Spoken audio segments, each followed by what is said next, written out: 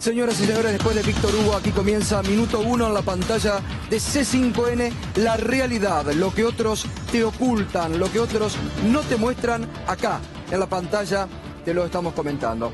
Vamos a estar hablando enseguidita con Tuni Coleman, el periodista que más sabe de la causa Nisman y que ha desenmascarado las operaciones burdas y mentirosas que el poder mediático, judicial y político ha tratado de hacer en estas últimas semanas para resucitar una causa que ya estaba muerta, que estaba archivada, como fue la denuncia de Nisman contra la expresidenta Cristina Fernández de Kirchner, que el juez federal Daniel Rafecas, en una primera instancia, que después la Cámara Federal hace un año atrás, desestimaron por inexistencia de delito y porque todas las pruebas habían caído.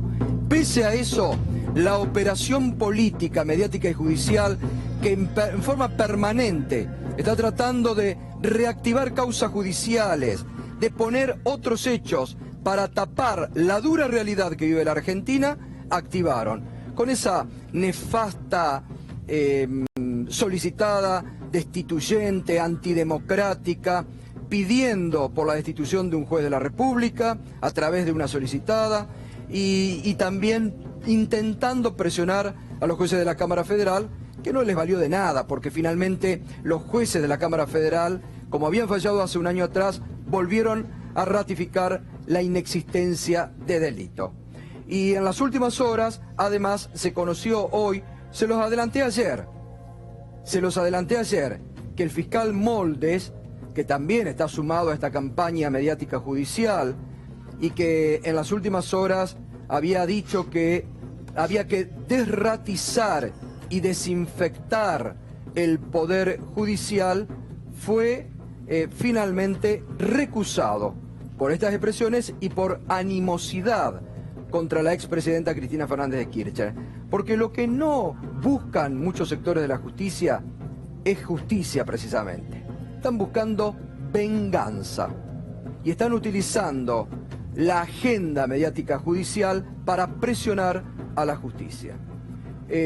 Hoy dijo Timerman a través de sus abogados, el fiscal se encuentra desequilibrado por algún interés personal en el asunto que mina la neutralidad o la impersonalidad con la que debería desempeñarse. Ha perdido cualquier tratamiento subjetivo del caso. Ya no cuestiona los actos judiciales, cuestiona a los jueces y ni siquiera como sujeto. Los trata de ratas, de peste purulenta y pide su exterminio. Durísima realmente la recusación, del ex canciller Héctor Timerman, presentada a través de su abogado Alejandro Rúa en el día de hoy. Y enseguida también les voy a contar los motivos por los que el Papa no viene a la Argentina. Hoy, sorpresivamente, el Papa anunció que no va a venir, entonces enseguida le vamos a contar por qué no viene el Papa a la Argentina. Pero ya estamos con Tuni Coleman. ¿Cómo te va, Tuni? Buenas noches. Hola, buenas noches. ¿Cómo estás, Gustavo? Buenas noches. Bien. Bueno, estábamos comentando, dura la recusación de Timerman contra el fiscal Moldes, ¿no? Efectivamente, todo encaja dentro de esta politización vergonzosa del caso. Como dicen los familiares de las víctimas del atentado contra la AMIA, se utiliza el caso para politizarlo en lugar de buscar la verdad de lo que ocurrió, del atentado, de los que actuaron. Es muy lamentable y muy doloroso que se maniobre de esa manera solo por jugarretas políticas. Ahora, Tuni, en las últimas semanas realmente fue tremenda la cantidad de operaciones políticas, de refritados de notas, todo con el objetivo de presionar a los jueces de la Cámara Federal. No lograron. Tal cual. ¿Dónde creés vos que está la búsqueda justamente? ¿Qué es lo que buscan finalmente todas estas operaciones de resucitar un tema que ya estaba archivado y que ya tenía un dictamen judicial y que no lograron reanimarlo nuevamente? La búsqueda consiste esencialmente en dos cosas. La primera es que exista un procesamiento, una condena o algo que se parezca a eso contra la expresidenta Cristina Fernández de Kirchner por, comillas, encubrir al terrorismo, por pactar con el terrorismo. Bueno, pero si Estados Unidos también acordó con Irán, ¿cuál es la acusación? Bueno, hay sectores muy recalcitrantes, lo vimos el otro día en el debate en Estados Unidos, que dicen está prohibido hablar con Irán, está prohibido negociar, esto es vulnerar la horma internacional que te marca hoy la derecha, diría yo, de Estados Unidos sobre todo, pero también de Israel. Eso en primer lugar. Y en segundo lugar, poner el nombre de Cristina Fernández de Kirchner también en la muerte de Nisman. Esta idea ridícula de que vino un comando iraní, venezolano, kirchnerista, y que entró al departamento de Le Parc y se metió al baño, es decir, lo llevó a Nisman al baño y terminó matándolo con una pistola que hacía 40 años no se usaba. O sea, todo un despropósito que no tiene el menor asidero, pero bueno, van hacia ahí. Y además en el medio también está el nombre de ella. Claro, y en el medio está esta búsqueda de acusarla a la expresidenta con la figura de traición a la patria. Acá me parece que hay otro tema gravísimo que advierte la Cámara Federal, que vos en las sucesivas notas lo venías diciendo, y que estaban tratando de burlar al juez natural, de meterle por la ventana a Bonadío el tema de traición para la patria para que Bonadío arremeta, ¿no? Y ahí es donde la Cámara les advierte, ¿no? Tal cual. Acá se intenta, por ejemplo, el delito de traición a la patria, ya lo hemos contado varias veces. La última vez que fue aplicado 2 veces solamente en la Argentina. Una fue contra el Juan Domingo Perón, claro, en 1956. La Revolución el clima Libertadora. De la revancha. La otra vez fue un poco antes, con Dorrego. Lo fusilaron por traición a la patria. Y como cuenta en su libro Raúl Eugenio Zaffaroni, era el delito, el de traición a la patria, usado por las monarquías, claro, para perseguir a cualquiera, al que no quisiera reconocer al monarca, por ejemplo, o cosas por el estilo. Es un delito inaudito. Se puede... te pueden acusar a vos, a mí, a cualquiera por traición a la patria. ¿Quién tiene la medida de lo que, claro, es favorable o desfavorable a la patria? En lugar de describir un delito, te dicen vos sos un traidor a la patria. Y esto es, la verdad, una vergüenza. ¿Por qué crees que Moldes está tan virulento? ¿Por qué reacciona con esto que dijo que había que desratizar al Poder Judicial, desinfectar, va contra los jueces? Porque es duro, volviendo al escrito de Timerman, es duro, lo trata de nazi, de desequilibrado, de militancia nazi, dice Timerman hacia la figura de Moldes, ¿no? Sí, tal cual. Son los párrafos que acabas de publicar, esto de son ratas, son una peste. Habla de exterminio. Las ratas y la peste no se debate con ratas y peste, sino que se extermina, se la liquida. O sea que su propuesta es... además, lo de ratas está específicamente vinculado a jueces. Claro. Dice... jueces son la peste. Entonces, la verdad que un fiscal se refiera así a jueces muestra un desequilibrio, como dicen el doctor Rúa y la doctora Peñafort en esta recusación en nombre de Timerman. Es un desequilibrio que solo se explica por lo que diría el Papa Francisco, el ambiente de revancha, la desesperación política, la histeria política, una cosa muy pocas veces vista de esta virulencia. Incluso creo que es el más violento de todos los que acusan al gobierno anterior, ¿no? Claro, bueno, sí. ¿Y qué repercusión hubo en tribunales después de estos virulentos dichos de Moldes contra los jueces? Yo lamentablemente creo que en Comodoro Pi hay un clima muy violento, muy arbitrario, con cosas que no tienen ni pie ni cabeza. Ya lo hemos visto con el juez, con Sebastián Casanelo, que, mire, no estuvo en la Quinta de Olivos, sí estuvo, no estuvo en la Quinta de Olivos. Le mandan a investigar por la Policía Federal, no, eso es tremendo. Le creen a un imputado procesado en vez de creerle a la figura de un juez, no, es tremendo eso. Sí. Tal cual, hay una situación de ofensiva, de hostilidad contra el que no quiera condenar al gobierno anterior, así sea sin pruebas.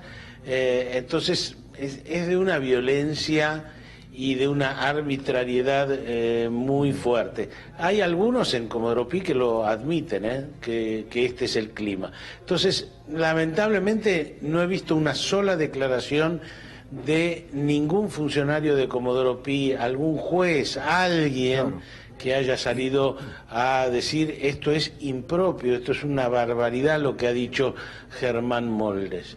Y bueno, hoy muy bien se recuerda también que Germán Moldes no es su primera actuación en el caso AMIA. Cuando se acusó al equipo que investigó el caso AMIA en su momento, el juez Galeano, los fiscales, la CIDE, Carlos Vladimiro Corach, el expresidente Menem, él era el fiscal general también, y él no iba a las audiencias de esas acusaciones. Entonces, hay un comportamiento muy unilateral, muy además desequilibrado, como se señala. Si no estoy mal informado, vos me corregirás, creo que Moldes, ayer o antes de ayer, tenía que apelar un sobreseimiento que le dictaron a Federico Sturzenegger por el megacanje que seguía la causa, y no lo hizo, dejó caer, creo, eso. No lo sé, sí, es la correcto, verdad correcto. que ¿Sí? Es correcto, no, es así. no Sí. estoy al Era tanto, Moldes, pero ¿no? Ferco debe saber bastante más que yo. Sí, sí, es así, exactamente así. Tuni, buenas noches, Hamilton. Te quería decir o ¿Cómo preguntar... estás, Mariano? Todo bien, te quería preguntar. También debemos decir que, en rigor de verdad, la justicia no ha claudicado frente a las presiones mediáticas y las presiones también incluso del mismo Poder Judicial a la hora de tomar las decisiones. ¿Esto pensás que es algo que puede mantenerse en el tiempo o es algo que puede empezar a modificarse de acá a poco? Bueno, todo va a depender de lo que pase en la realidad argentina, con la economía, con la política. Hoy por hoy, uno de los centros de la política es echarle la culpa de todo lo que exista. Lo que ocurrió con la Corte Suprema respecto del caso de la muerte de Alberto Nisman también es un síntoma. Claro. Fíjense que la casación no dijo, mire, esto es un homicidio. Dijo, miren, averigüen si esto es un homicidio o es un suicidio. Si es un homicidio, sí deberá pasar, pero averigüen primero eso. Y la Corte Suprema, en lugar de no meterse, que era lo que correspondía, porque la Corte está por encima de todas estas cuestiones, se mete cuando se pensó que no se iba a meter, y lo pasa a la Justicia Federal. Termina haciendo lo que pide la familia de Nisman, la jueza federal Rosa Delgado. La última, porque se resucitó en este mar de refritos periodísticos insólitos, se refritó en las últimas horas una declaración vieja de el ex vicecanciller García Moritán, que había dicho que el memorándum con Irán perseguía la impunidad a los iraníes acusados por el atentado a la AMIA. García Moritán está enfrentado al gobierno de Cristina Kirchner, al gobierno anterior. Él había renunciado y además Mauricio Macri lo llevaba a decidió llevarlo al viaje a las Naciones Unidas, no a este, sino a uno anterior referido a la cuestión nuclear. O sea, empezó a estar más alineado con el macrismo y ya estaba peleado con el kirchnerismo. Pero lo fundamental tal vez no es eso, o seguro no es eso, sino los hechos concretos. Él dice, ¿y para qué le informaron a Interpol de que se había firmado el memorándum si no era para levantar las alertas rojas? Y la verdad que se le informa a Interpol porque Interpol hizo gestiones para que Irán y la Argentina firmen el memorándum. Interpol, conducida por un norteamericano, Ronald Noble, hizo gestiones para que la Argentina e Irán llegaran a un acuerdo en el caso AMIA y los iraníes permitieran que los sospechosos declararan ante el juez Canicova Corral. Pero en la notificación a Interpol queda escrito en el documento argentino de que no cambian las alertas rojas, de que solo las puede cambiar el juez, y la realidad es que no cambiaron las alertas rojas, las capturas. Se había caído solo de por sí. Tuni, te agradezco como siempre mucho por toda la información que siempre das y por clarificar las cuestiones estas fundamentales. Abrazo enorme y buenas noches. Un abrazo, Gustavo. Gracias. Tuni Coleman, desenmascarando lo que ha sido esta operación, que bueno, ha sido nuevamente rechazada la reapertura de la causa Anima, por eso muchos están hoy por hoy, como se dice habitualmente, sangrando por la herida. El Papa anunció hoy que finalmente, nunca hubo una confirmación de un viaje, había trascendido hace unas semanas atrás que el viaje podría realizarse el año próximo, porque en un marco de una visita que tenía preparada el Papa a América Latina y visitaría, se decía, Uruguay, Argentina y Chile. Ahora, hoy sorprendió el Papa porque en el marco de lo que se viene, que es la semana que viene, al cura Brochero se lo alza, finalmente le ha llegado el proceso de la canonización, y ustedes saben que el cura Brochero es una figura muy popular, sobre todo en el interior, en Córdoba. El Papa lamenta no poder asistir a eso, y usa el Papa esa posibilidad y le habla hoy a los argentinos. La verdad es un hecho insólito, bastante inédito. El Papa envía un mensaje a su patria. El Papa, además yo hoy me tomé el trabajo de escuchar lo que el Papa. Es un Papa que está contenido. Hay que escuchar todo el mensaje y mirarlo. Hay que escucharlo y mirarlo detalladamente. Es un Papa que está contenido. Es un Papa que tiene ganas, porque en un momento hace expresiones así, de decir otra cosa, pero es como que se contiene. Y donde, un párrafo de lo que dijo hoy el Papa, cuando anuncia por qué no viene a Argentina, y después yo les voy a contar las razones, la verdad de lo que se cocina en estos meses y lo que se habla, de gente que lo visita al Papa muy cercana, y que explica al Papa ante ellos por qué no viene a la Argentina. Que yo hubiera querido ir a Argentina a beatificar a Mama Antura y a canonizar al cura Brochero. Pero no pude hacerlo, no es posible. Ustedes no saben cuánto me gustaría volver a verlos. Opté por comunicarme con ustedes de esta manera. Para mí, el pueblo argentino es mi pueblo. Ustedes son importantes. Yo sigo siendo argentino. Y rezo por ustedes, y en la misa, y por las necesidades de ustedes, por cada uno más de ustedes. Es el amor a la patria que me lleva a eso. Y es lo que me lleva también a pedirles una vez más que se ponga la patria al hombro. Pero la riqueza más grande que tiene nuestra patria es el pueblo.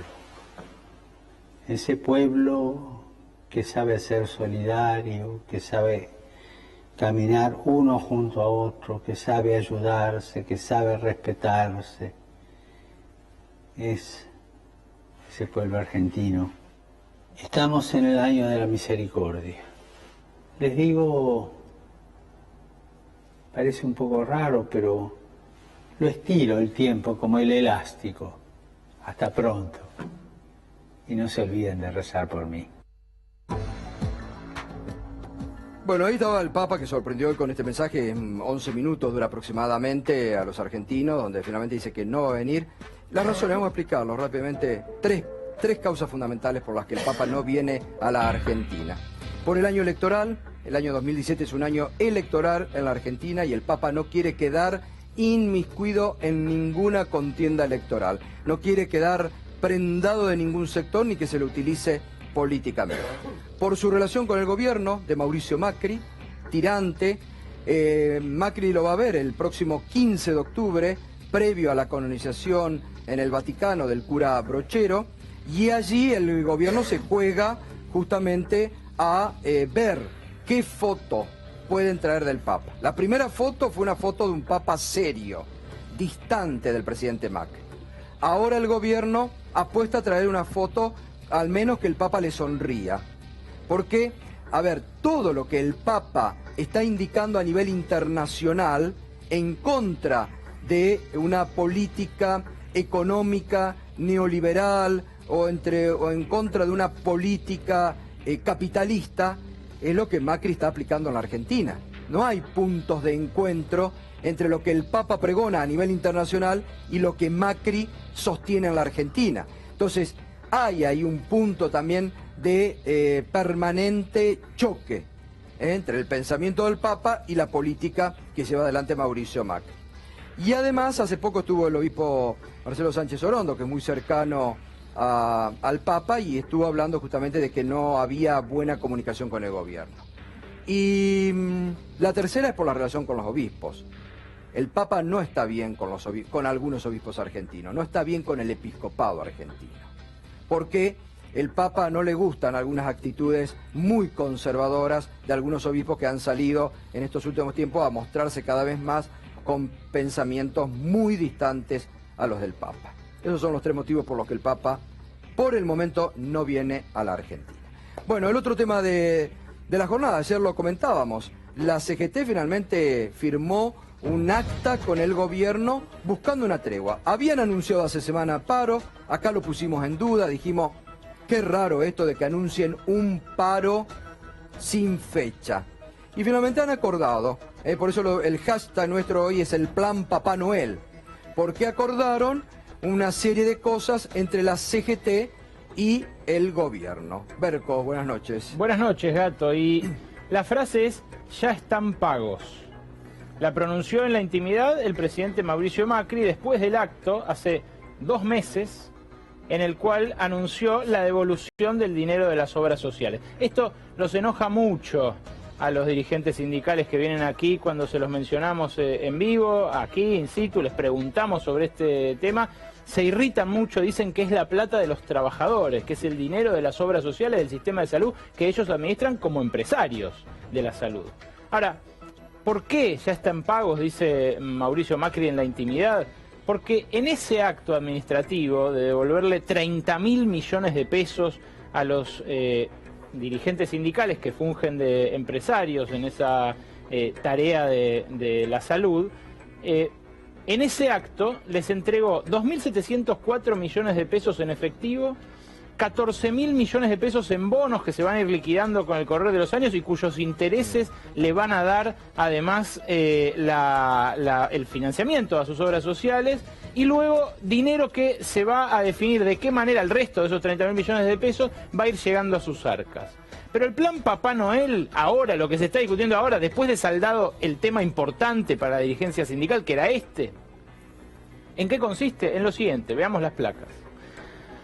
La discusión, el toma y daca, de qué versó en este lapso, en estos 2 meses de aquel anuncio. Bueno, los fondos de obras sociales, tic, ya está. La ampliación del salario familiar fue uno de los primeros anuncios a principios de este año del gobierno de Mauricio Macri.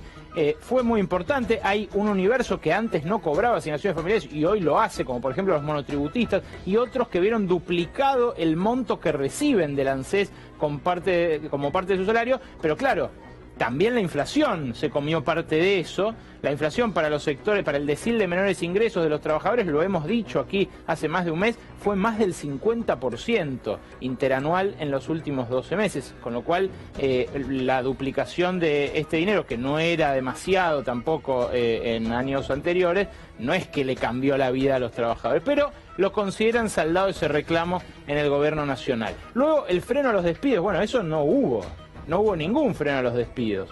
De hecho, se perdieron 120.000 puestos de trabajo formales en lo que va de este año, y gran parte de esos, más de la mitad, fueron en la construcción, que depende específicamente de la decisión del gobierno de congelar la obra pública hasta relanzarla ahora. ¿Qué otro reclamo había? El del impuesto a las ganancias. Ese hoy es una cruz, porque la promesa de Mauricio Macri, no como un camino, como dijo esta semana con la pobreza, sino como una promesa concreta de eliminarlo. El compromiso de campaña era eliminar el impuesto a las ganancias. Bueno, la CGT este reclamo lo había convertido en paro en los últimos años.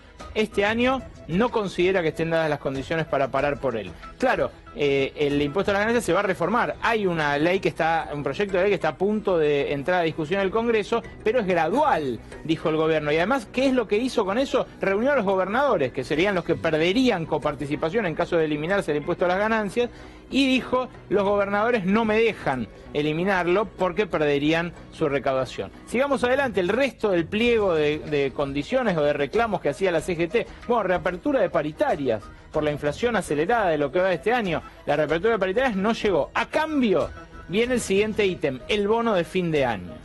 Por eso plan Papá Noel, porque lo que va a hacer el gobierno en la semana próxima es sentar a los empresarios y decirles que tienen que discutir con sus empleados, en los casos en los que las paritarias hayan quedado muy por detrás de la inflación, recomposiciones en la forma de un bono de fin de año. Esto ya se ha hecho en años en los que las paritarias quedaron cortas, pero en cada caso lo negociaba cada gremio con su patronal. Ahora lo que va a ocurrir es una especie de llamamiento. No va a ser un bono por decreto del Estado que tengan que pagar las empresas, como hizo Duhalde en su momento, porque los gremios no tenían capacidad para exigirlo en las calles o en el Ministerio de Trabajo. Ahora lo que va a haber es una sugerencia, y ese es el cierre del plan Papá Noel. Claro, el último ítem, esto del salario social para los informales, va a quedar probablemente en la nada. Lo que sí va a haber es una sugerencia, un incremento también, un bono por única vez para los jubilados y pensionados.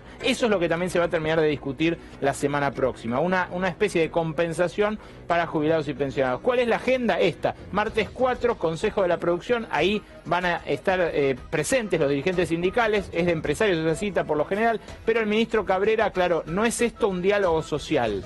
Y los empresarios, a cambio de sentarse ahí, lo que quieren es tener también ventajas impositivas, no lo van a hacer gratis, lo del bono de fin de año, y hay que ver hasta dónde el gobierno, que está apretado ahora presupuestariamente y que para el año que viene avisó que va a tener un déficit fiscal mayor que el de este año, vamos a ver qué les puede soltar de beneficios para que compensen en algo a los trabajadores. Bueno, gracias Berco, el plan Papá Noel, el plan que ha canjeado a fin de que no hacer el paro la CGT con el gobierno. Que obviamente anoche Pablo Micheli decía, hay que ir al paro, les van a dar... Hoy el propio Pablo Moyano, que ayer estuvo sentado en la reunión, dijo, nos van a dar migaja. Un cruce durísimo de Moyano ayer con los ministros, especialmente con Frigerio. Lo contó hoy Mariano Martín en ámbito financiero. Frigerio le dijo, Pablo Moyano le dijo, ustedes gobiernan para los ricos. Claro, muchas palabras hay, ¿no?, en esta dirigencia de la CGT. Y Frigerio le dijo, si fuera un gobierno para los ricos, yo ya habría renunciado. Hubo esgrima verbal, digamos, sí. pero no después mucho acuerda, después acordar. Marcelo Ramal, acuerdo, ¿todo bien en la Argentina? Ocurre lo siguiente, hoy un diario tituló perfecto todo esto, dijo, el gobierno les ofreció un bono de fin de año, es decir, que ni siquiera esta migaja que ustedes mostraron, estuvo en el reclamo de la CGT. Lo de plan Papá Noel está perfecto, porque Papá Noel llega un día y se va. Antes y después, pobreza. Lo que se reclamaba, lo que todo el movimiento reclama, es la reapertura de las paritarias. ¿Por qué? Porque con un bono se deja inalterada la situación de pérdida del salario y el año que viene, cuando haya que negociar los nuevos aumentos, se comparan contra estos salarios desvalorizados. A cambio de que no se abran las paritarias, viene este bono que consolida la pérdida salarial. Manuel Adorni, ¿está en condiciones el gobierno de cumplir con todo? Porque ayer lo comentábamos con Merco, el propio fondo le está recriminando que no aumente más el déficit fiscal, que baje, que pare la pelota un poco. Digo, ¿el gobierno está en condiciones de cumplir con esto? A ver, el gobierno está en un serio problema, y está en un serio problema primero porque se está endeudando en pos de pagar todas estas cuestiones de caja, ¿no? Sí. Donde el Estado, el gobierno les da ventajas en el impuesto a las ganancias, o le da un bono de fin de año a los empleados estatales, o cualquier otro beneficio, se sigue enterrando en su déficit fiscal, que seguramente lo tenga cubierto en el 2017. El tema es cómo hacemos para traer inversiones al país sabiendo que el déficit fiscal es lo que nos llevó Pero a la quiebra. Dice, Macri acaba de decir que llueven las inversiones. No, bueno, a ver, las inversiones van a costar que lleguen, porque nadie va a venir a invertir acá sabiendo que el déficit fiscal es brutal, que el déficit fiscal es lo que puede cortar en algún momento el crecimiento o el horizonte de crecimiento de este país, como pasó en el 2001, que explotamos por un déficit fiscal descomunal, como pasó con el quiebre de Alfonsín en el 89 por un brutal déficit fiscal, y como ha pasado en las últimas 4 o 5 crisis de los últimos 50 años en este país. Entonces hay que tener mucho cuidado con el déficit fiscal que tenemos. Este país no es sostenible en el tiempo, por lo cual, bueno, hay que tener mucho cuidado. Gentilini, dicen que detrás de este acuerdo está Sergio Massa, que parte del Frente Renovador es que maneja la CGT hoy. No. A ver, la CGT obviamente es autónoma desde el punto de vista político, que haya algún dirigente a nivel superestructural que se identifique políticamente con el Frente Renovador no quiere decir que Sergio Massa maneje la CGT. Pero coincidió justo que Massa hace una semana dijo, no es bueno ir al paro. No, esos son criterios. Yo creo que privilegiar el diálogo siempre es bueno porque, digamos, cualquier salida de carácter conflictiva que aleje la posibilidad del diálogo, en definitiva, la terminan pagando los sectores populares. Aunque, digamos, sea en una dinámica, si queremos, de reivindicación o de confrontación. Lo concreto es que a la hora de parar la olla, concretamente las familias argentinas necesitan de los suficientes ingresos como para poder cubrir el gasto mínimo necesario, del cual se han alejado por los datos de pobreza que ha ratificado el INDE y el Observatorio. ¿No fue cuanto menos inoportuna la expresión de Massa no, me parece que hablando del tema del paro? Quiero decir lo siguiente, hace la responsabilidad de un dirigente político de la talla de Sergio Massa con el nivel de ponderación que tiene Sergio Massa hoy ante la opinión pública, el nivel de expectativa que tiene Sergio Massa. Luego... ¿Que juega para la tribuna? Luego, no, tiene que ver con el criterio. Yo tiendo también a confiar en la sabiduría del movimiento obrero organizado a través de su máxima representación, que es la CGT, que es la CGT, y mucho más en una CGT unificada, y mucho más en una CGT unificada. Entonces, me parece que la CGT en este momento dice, bueno, vamos a ver cómo procede estos anuncios o promesas del gobierno, hay que finalmente confirmarlas y detallarlas, y a partir de ahí se verá qué es lo que finalmente Ustedes, hace. Marcelo, no están de acuerdo, digamos. Dos cosas muy breves. Sergio Massa fue el intermediario entre el mini Davos empresario y la CGT. En el mini Davos lo agarraron a Massa y le dijeron, ¿vos dónde estás? ¿De qué lado estás? Si querés estar del lado nuestro, asegurá que no haya paro. Y Massa fue y le dijo a la CGT, muchachos, vengo del mini Davos y acá no debe haber paro. Esta es una suposición. Y además reclamaron ¿Lo tenés grabado, Marcelo, lo tenés grabado? Es una suposición, no es real. ¿De dónde lo sacás? Está grabado en todo el Que país. el Partido Obrero tiene Está ahora todo espías grabado. en las conversaciones entre Sergio Massa y los la CGT. espías son los de los diarios. En bueno. el mini Davos, No, porque lo afirmás con tanta categoría. En el mini Davos a Massa lo pusieron en caja. En lo concreto, y luego él puso en caja a la CGT. A Massa no lo porque pone en los caja a nadie, principales porque dirigentes Massa de la viene CGT son de manifestándose Massa. de manera muy crítica respecto de la política económica y social de este gobierno. No lo sé. Y ha sido votó muy categórico en eso. Muy categórico. Fue al mini Davos y muy recibió el categórico. libreto que después llegó a la CGT. por favor. Pero una última cosa que tiene que Por ver lo favor. siguiente. El déficit fiscal, acá que señalaba Manuel, de ninguna manera es por un bono de fin de año. Tenemos un déficit fiscal agravado porque se eliminaron las retenciones a las exportaciones, porque el gobierno está subsidiando como nunca a los grupos petroleros y gasíferos, porque está pagando una deuda pública creciente, y todo esto además se está haciendo con un impuesto que paga de toda la población, que es la inflación galopante. Claro, ahora, a con ver, un 45% de inflación y salarios con aumento del 25%, claro, el gobierno embolsa una recaudación inmensa a costa de los trabajadores. Ahora, el presidente dijo antes de ayer, en Olivos, a mí júzguenme a partir de este momento. 9 meses atrás, nada. Eso lo hizo primero porque un 32.2% de pobreza sabe Macri que con lo que se le viene por delante tiene como para mejorarlo. O sea, donde mueve la obra pública un poco, como se viene estimando que va a ser, reactiva un poco el consumo interno, Brasil se recupera un poco, el sector industrial se recompone. Bueno, ¿Pero es creíble ese número de pobreza?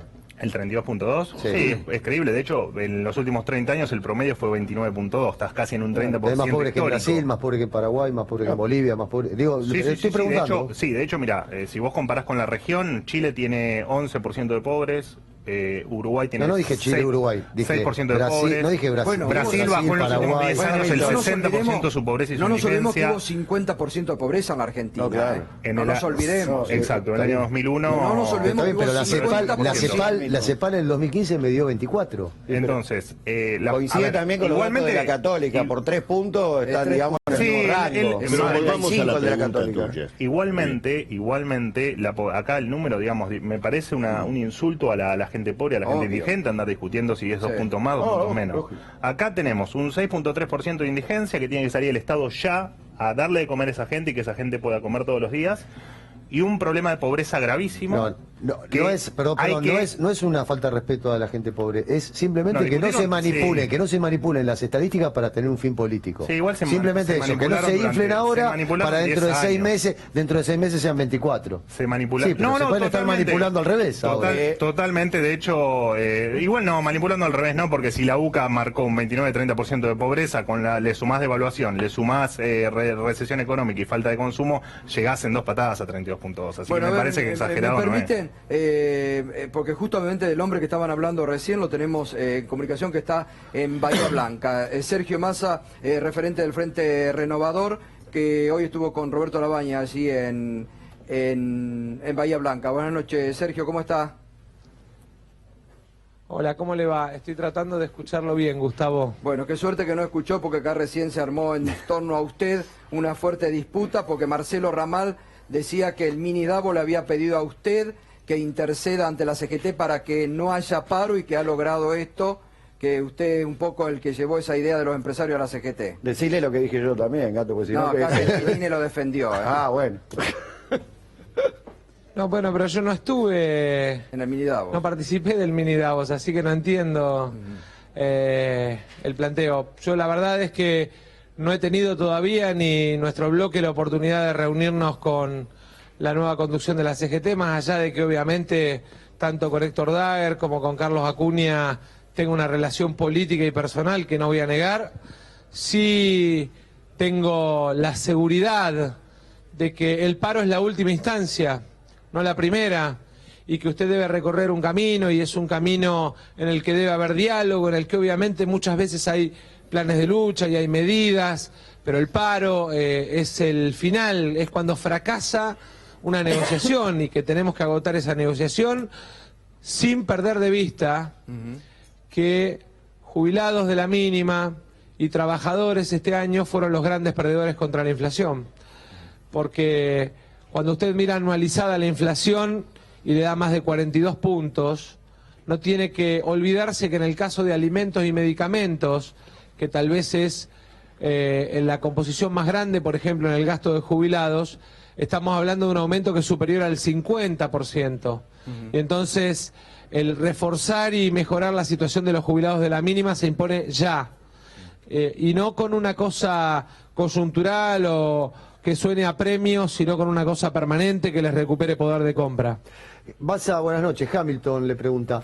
Usted dice que es la última instancia el paro por parte de la CGT. Ahora, 120.000 despidos, deterioro de la canasta básica, no reapertura de paritarias, veto de la ley antidespidos, digamos, ¿hasta qué lugar se lleva el diálogo? Mire, usted en general, cuando participa de una negociación colectiva, que puede ser por actividad o que es, digamos, integral de la CGT, se encuentra con que plantea situaciones y espera respuesta. cuando ve que las respuestas no aparecen es cuando avanzan las medidas.